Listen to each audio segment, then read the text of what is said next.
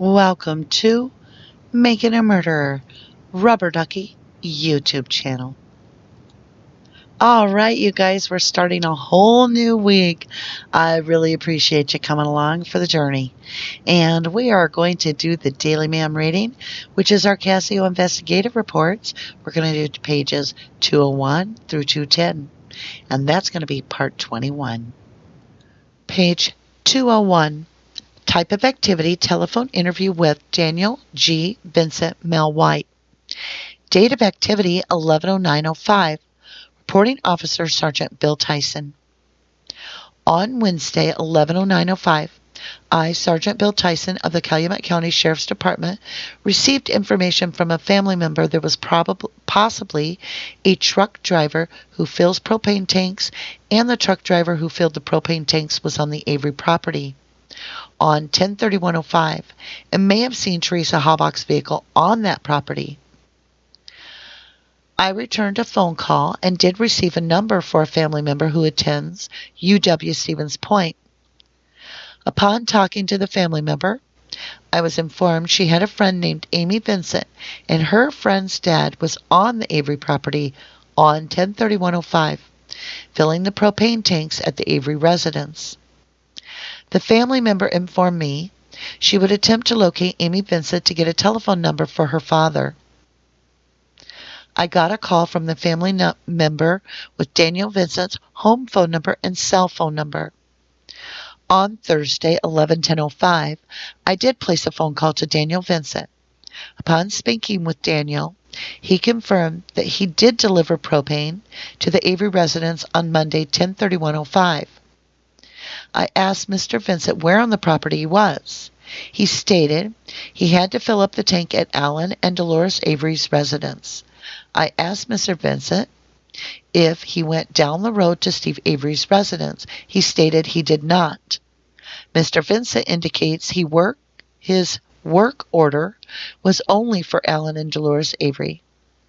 I asked Mr. Vincent what time he arrived on the Avery property, and Mr. Vincent told me he believed it was around 1300 to 1330 hours.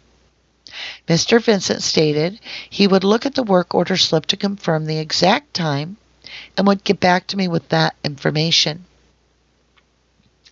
Mr. Vincent informed me this was the first time he had to deliver propane to the Avery residence. He said when he pulled into the business, he thought it was very strange because there was absolutely no activity around the property. He stated all the outbuildings were closed up tight and stated he had some difficulty locating the location of the propane tank on the property belonging to Alan and Dolores Avery. He said when he finally located the tank, he had to back in between vehicles to fill the tank. Mr. Vincent said as he was filling the page 202 tank, he was startled by the presence of Dolores Avery. Mr. Vincent stated she yelled at him, "Are you supposed to be here? You're not the guy we get gas from." Mr. Vincent stated he explained this was his first time delivering to them, but it was indeed the company they always got their propane from. Mr. Vincent stated he tried to engage in conversation with Dolores Avery by asking her whose sharp-looking lime-colored vehicle was parked in the driveway. He said he asked Dolores Avery if the car was hers. She said the car was not hers and that it belonged to one of her sons. Mr. Vincent stated he continued to fill the propane into the tank and stated he had a really weird feeling and was uncomfortable with this delivery. Mr. Vincent stated Dolores seemed very nervous and said that gave him a really weird feeling. I informed Mr. Vincent he should call me back when he received the exact time he was on the Avery property. On Friday, 11/11/05, I did receive a return phone call at 13:01 hours from Daniel Vincent. Mr. Vincent told me he did look at the records, and the records indicated he arrived on the Avery property at 12:26 hours, and he left the property at 1300 hours. Deputy Bill Tyson, Calumet County Sheriff's Department. Page 203. Type of activity, supplemental report. Date of activity, 11/10/05. Reporting officer, Lieutenant Kelly Sipple. On 11/10/05, we brought back a large group of state troopers, and they again began to search the areas outside the salvage yard. They began searching areas that we had covered on Monday. At this time, they were now searching for additional evidence related to the burn pit. Also, on 11/10/05, at approximately 10:28 a.m., I, Lieutenant Sipple, made contact with an individual by the name of David G. Hooker, date of birth 04/11/58. David is an employee of WFRV Channel 5. I made contact with David on the east ridge of the gravel pit, just to the south of the salvage yard. David was observed by our officer in the southeast corner of the salvage yard. I, Lieutenant Sipple, made contact from the northeast side via an ATV and advised David that he needed to leave. I informed him the road that he was coming off of was posted as closed, and that another breach like that would result in his arrest. Searching continued throughout the day with several sites being located in a county quarry to the southwest. These sites were marked and GPS was taken and later recovered on Friday afternoon, 11/11/05. As of late Friday afternoon, we had 3 sites remaining, which were recovered on Saturday morning. Lieutenant Kelly Sipple, Calumet County Sheriff's Department. Page 204. Type of activity, contact with James A. Beaning. Date of activity, 11/10/05. Reporting Officer Investigator John Dietering. Documents generated, none. On Thursday, 11/10/05 at 10:40 hours. I, Dietering, did have contact with the following individual regarding this matter. James A. Beaning. He stated that on Wednesday morning, 11:02/05, he called Teresa's cell phone and left a voicemail. He stated her phone rang a couple of times before going to voicemail, and that caused him to assume the cell phone was still active at that time. Investigation continues. Investigator John Dietering, Calumet County Sheriff's Department. Page 205. Type of activity, supplemental report. Date of activity, 11/10/05. Reporting Officer Investigator Jeremy Hawkins. On 11/10/05 at approximately 11:21 p.m., I, Deputy Hawkins of the Calumet County Sheriff's Department, continued to log evidence that was collected from the Avery residence. At approximately 12:59 a.m. on 11/11/05, I stopped logging items due to responding to assisting other officer as a backup on calls. At 3:56 a.m. on 11/11/05, I returned to logging in items for the Avery property. All items that were logged were placed into long-term secure storage. Deputy Jeremy Hawkins, Calumet County Sheriff's Department. Page 206. Type of activity, supplemental report. Interview of Peter A. Dassey. Date of activity, 11/10/05. Reporting Officer Investigator Wendy Baldwin. On 11/10/05, Special Agent Lisa Wilson from the State of Wisconsin Department of Criminal Investigation, DCI, and I made contact with Peter A. Dassey at his residence.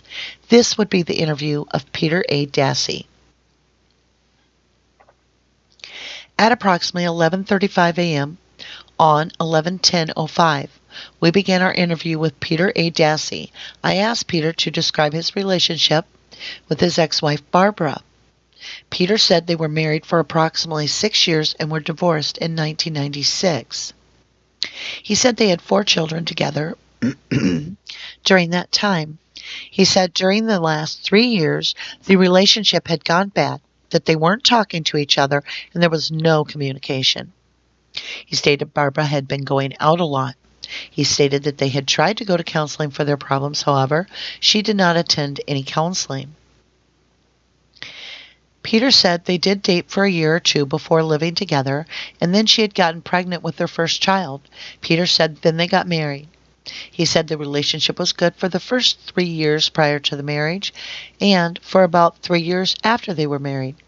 Peter said Barbara has always wanted a girl, and she had told him on several occasions that she was going to get pregnant by someone else. Peter said when they divorced, he did not leave the family on good terms. I asked Peter to describe his relationship with Steven. He said he knew Steven before he went to prison and had always gotten along with him. Excuse me and forgive me. He described Steven as being immature, stating he had to grow up and did act childish. He said after Steven had gotten out of prison, however, there had been threats made by Steven with a knife and a gun. Peter felt that Steven was capable of doing anything, and he and Lori, Steven's ex-wife, were scared the first month he was out of prison. Peter said they had locked the house up right after Steven got out of prison because they had feared him. Peter recalled that while Steven was in prison, Steven did have contact with his children and would use them to get to Peter and Lori. Page 207. After Teresa disappeared, Steven, who was very close to his daughter Jennifer, said that Lori probably had called the police about this and told them that he, Steven, did it, and that he would run to the Crivets area. Peter said Steven could get very angry if the right buttons were pushed, and that he had threatened people in the past with weapons. It should be noted that Peter was married to Barbara, and Barbara had made a comment that Steven was a hothead. He said the kids really did not take to him, and once in a while they had arguments, but the relationship was the same with all of the Avery family. Peter said he never had any problems with Alan or Dolores. Peter described Charles as being discouraged and depressed because of the current divorce he was going through when Peter knew him. He said Charles had never threatened anybody with weapons, and he was a more laid-back person. Peter said Charles was a lot different than Steven. Peter said he and Barbara would only visit once in a while, and they were not there all the time to see a lot of the interaction between the family. Peter said Earl was the kind of person he could see eye to eye on a lot of things with. He said he was a lot like Charles, but more up, and Peter never had to watch what he said around him. Peter said Steven was the only one that ever gave them problems because of Steven's divorce with Lori, who he is currently married to. Peter said they had recently been there around September for a graduation party and did not observe anything out of the ordinary. The only thing he felt was odd was that Alan was living in Crivets and Dolores was staying at home by herself. I asked Peter when Lori would be home, and he said she usually gets home around 2:30 and watches her grandson. The interview was concluded at approximately 12:29 p.m. Investigator Wendy Baldwin, Calumet County Sheriff's Department. Page 208. Type of activity interview of Robert Fabian. Type of activity 11-1005. Reporting officer investigator Gary Steyer. Interview with Robert M. Fabian, Jr., male white, date of birth 04/03/66, and Cindy L. Fabian, date of birth 05/31/69. On Thursday, 11-1005, at approximately 11:35 a.m., Special Investigator Gary Steyer of the Calumet County Sheriff's Department, along with Special Agent James Seiler of the State of Wisconsin Department of Criminal Investigations, DCI, interviewed the following: Cindy L. Fabian, female white, date of birth 05/31/69, and Robert M. Fabian, Jr., male white, date of birth 04/03/66. Robert Fabian informed investigators on Monday night, 10/31/05, Robert arrived at the Avery Auto Salvage Yard at approximately 4:30 p.m. Robert was looking for Earl Avery to do some rabbit hunting on the Auto Salvage Yard property. Robert arrived by the main shop parking, where he asked Chuck, or Charles Avery, where Earl was. Robert stated he could hear Earl was on the end loader and was informed by Charles that Earl was on the end loader. Robert believed Charles Avery to be walking out of the blue, newer shed building. Robert then observed Steve Avery walking into the location where Robert and Charles were located. Robert Fabian described Steven Avery as wearing a cream-colored shirt, sleeveless, with a pair of blue jeans. Robert overhears Charles Avery ask Steven Avery if the photographer had arrived yet. Robert Fabian comments to Charles Avery, "A photographer? Are you getting your picture taken?" Charles indicates they were getting pictures of vehicles to put in Auto Trader magazine. Steven Avery replies to Charles Avery, "No, she hadn't shown up yet." Robert Fabian leaves and meets Earl Avery. They proceed to get their guns and go walking into the junkyard looking for rabbits. Earl and Robert Fabian pick up Earl's mother's golf cart and proceed into the junkyard. Robert Fabian indicates they drove the golf cart through the lane by Avery's Pond to the south, where Teresa Hawbuck's vehicle was found. Robert indicates if Teresa Hawbuck's vehicle had been in that location on Monday night, Earl would have told him something, because Earl knows every car that's in that yard.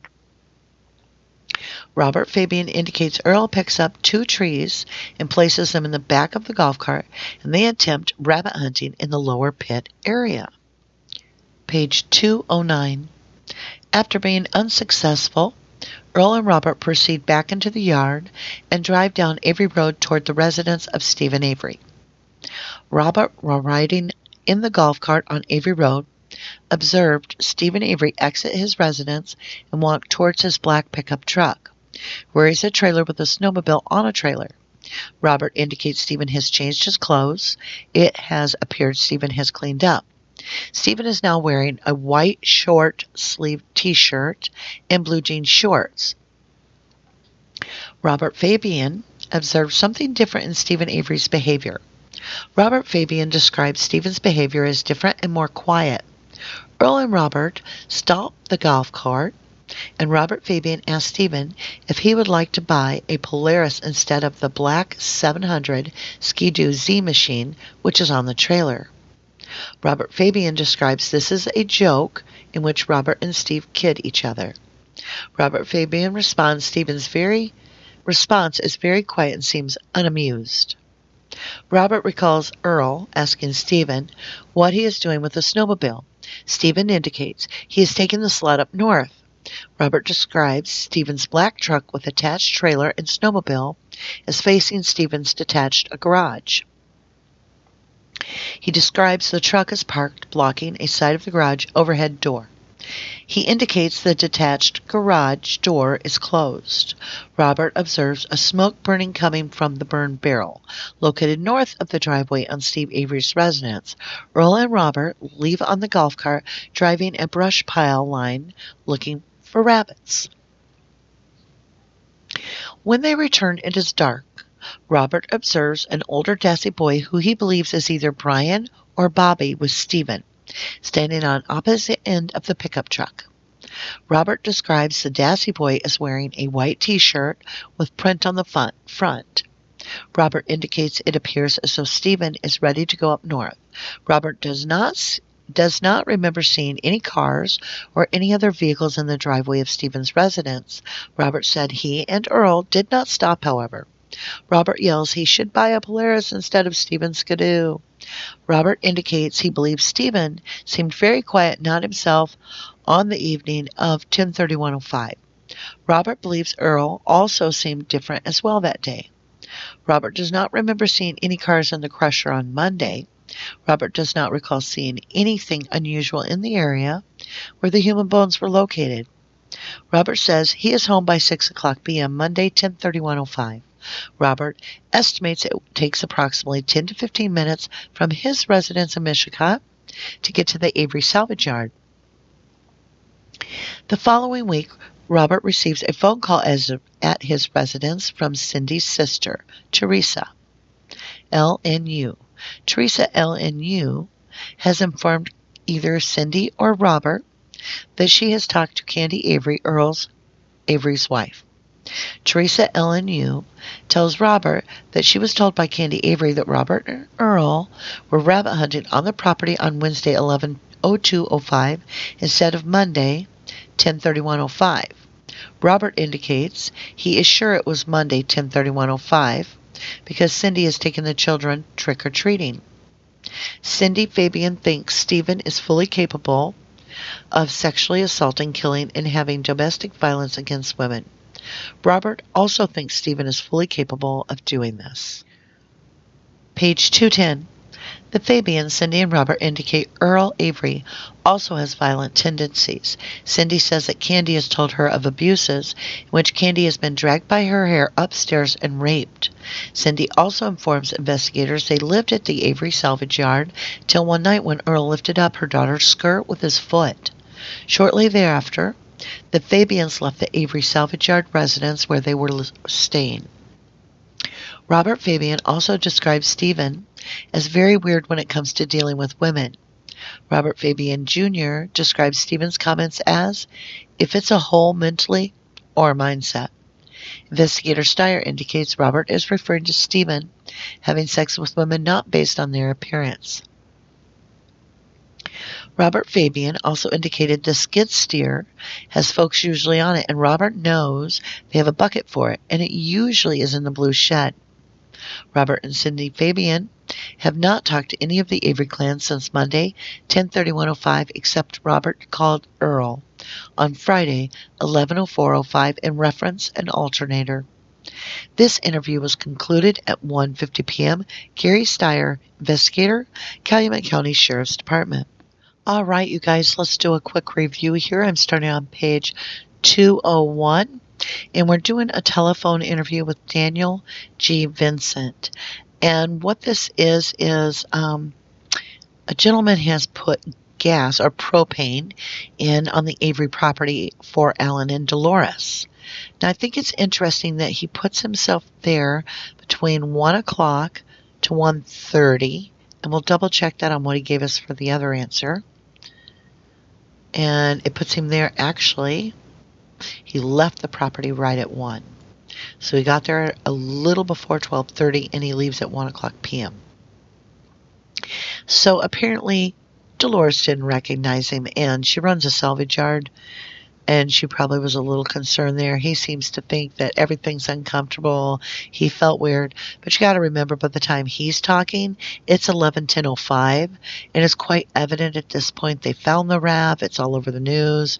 So I'm sure he had a lot more overactive imagination after the fact. Just saying. And then 2000, I wish we were done. We'd know all this. Page 203, I should have said. This is a Kelly Sipple report. It's talking about bringing back the state troopers to the salvage yard. And now they're specifically looking for evidence that would pertain to the burn pit. So that's what they go on about. Or is it? Yeah, additional evidence. Now, while they're doing this, this David Hooker from the news shows up. I think it's Channel 5. Yep. And he is basically told that if he breaches that property again, he will be arrested. And without skipping a beat, they go right into this little gem here. Searching continued throughout the day with several sites being located in the county quarry to the southwest. Several sites located. Of what? Well, we now know bones. And we're on 11:10.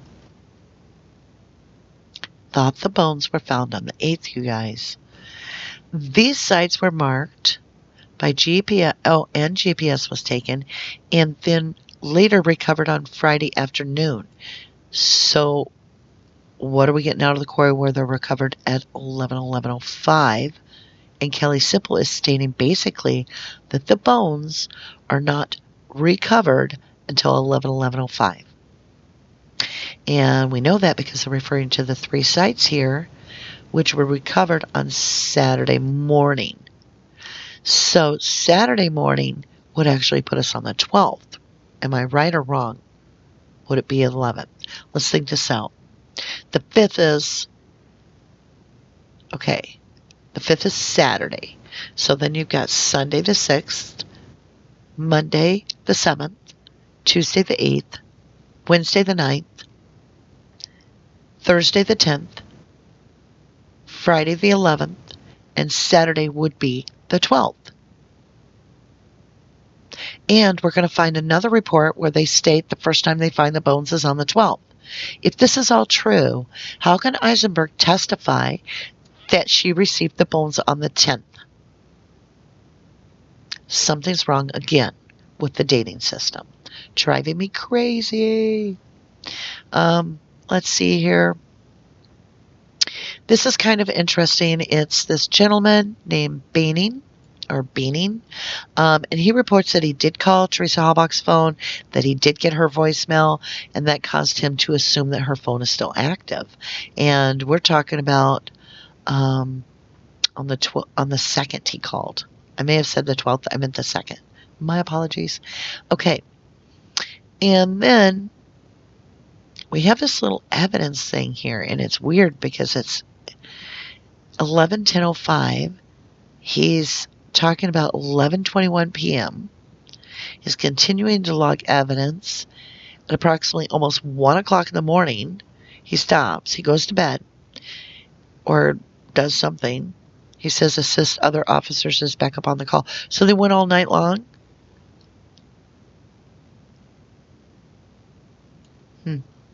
Interesting.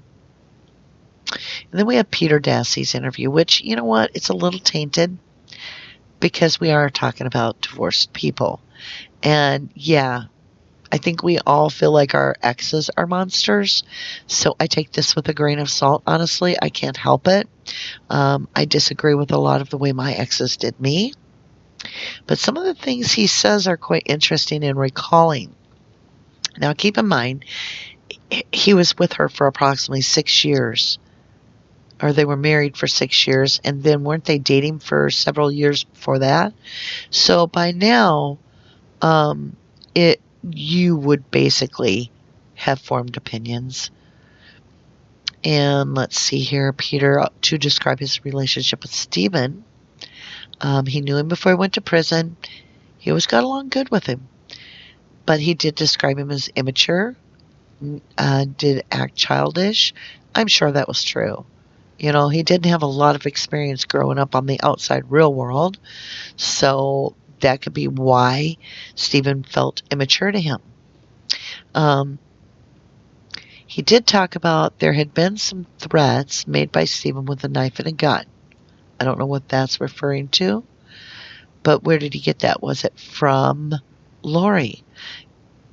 Peter felt that Steven was capable of doing anything, and he and Lori, Steven's ex-wife, were scared of the first month that he was out of prison. I think that's nonsense, but you know what? It's your ex, and you got their kids, and they probably naturally feared there was going to be problems. I mean, you don't have to be wrongfully convicted away from your kids, and then you get home. You do fear they're going to mess with the whole structure that you've got going on with your family. So I think there's a lot of emotional there. Now, I thought this was interesting. We're on page 207. After Teresa disappears, Steven, who is very close to his daughter Jennifer, said that Lori probably had called the police about this and told them that Steven did it and that he would run to Crivets. See, this is a whole ex thing. I can't buy into it. If it was anybody else, I'd really listen hard. But like I said, we all, in our minds, the ex is just a monster that we just are so glad to be done with, that I personally don't think I would describe my ex the way other people see him. So that's just my thinking. So we're going to skip a little bit of that. Now, investigator Gary Steyer is interviewing Robert Fabian Jr. with Cindy Fabian. This gets confusing to me. So let me get this straight. Robert Fabian and Chuck, all right, so let's just do this. Robert was looking for Earl to do some rabbit hunting. This is the same day the girl goes missing. And it's the same area that they find her missing vehicle. Why wouldn't just naturally Robert Fabian be fingerprinted and palm printed and inspected? Why is it... okay, they're hunting with a gun. We have a victim that's been shot in the head twice, and we have these two gentlemen driving around on a golf cart, that we have dogs sitting on a golf cart in this case. We don't know which golf cart, but what if it's the one they're driving? And they're driving right past where Teresa Halbach's vehicle was found. And then you got Robert going on and on about the skid steer. And we also heard somebody else talk about a skid steer.